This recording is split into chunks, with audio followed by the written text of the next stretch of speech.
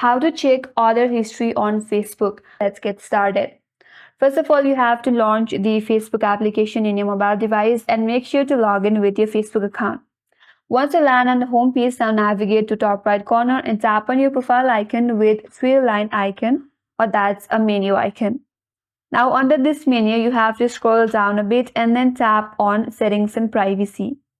Now once the settings and privacy get expands to more options, there you'll find order and payments, tap on it.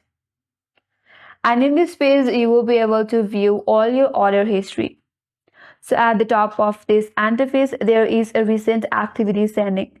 So in that section, you will be able to view all your pending or completed activity, or when you have swap, donate, or transfer money, that activity will appear over there.